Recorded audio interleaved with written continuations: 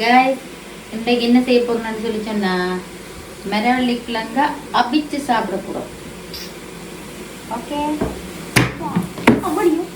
இங்க பாருங்க गाइस, நாம ஆசைப்பட்டு வாங்கினோம். ஆனா இங்க பாருங்க பழுதா போயிட்டு, அதனால இந்த கிழங்கு ரிஜெக்ட். அடுத்த கிழங்கு என்ன மாதிரி இருக்குன்னு பாப்போம். இது கொஞ்சம் ஓகே.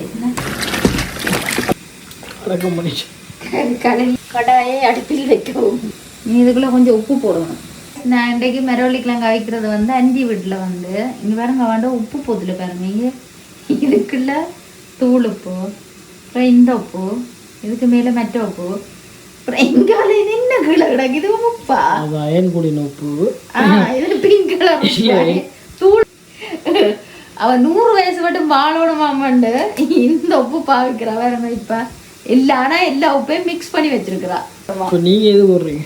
நானும் 100 வயசு மட்டும் வாழணும் தானே, அதனால இந்த உப்பு வைக்கிறேன்.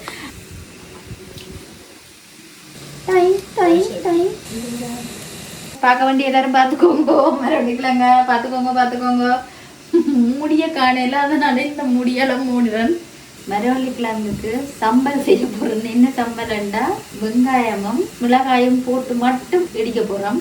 சின்ன வெங்காயம் தான் சம்பலுக்கு டேஸ்டாக இருக்கும். சின்ன வெங்காயமும் செத்தல் மிளகாயும் உப்பும் போட்டு இடிக்க போகிறோம். சம்பல் நல்லா இருக்கும். கூட இந்த சம்பல் வந்து ஸ்ரீலங்காவில் சிங்களீஸ் செய்வாங்க. 2 செத்தல் மிளகாய்,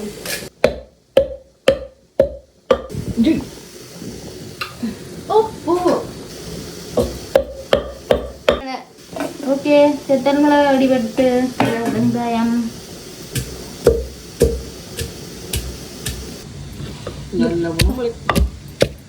ஓகே, சம்பல் ரெடி. மரவள்ளிக்கிழங்கு அவிஞ்சிட்டாண்டு பாப்பா.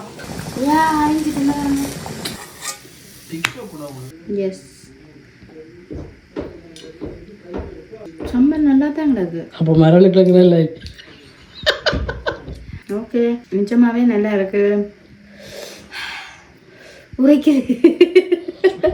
இன்றைக்கு மழை பெய்யுது வெளியில. இந்த மழைக்குள்ள மரவள்ளிக்கிழங்கும் சம்பளம் இதோட சேர்ந்து ஒரு பிளேன் டீயும் போட்டு குடிச்சா அப்படி இருக்கும்.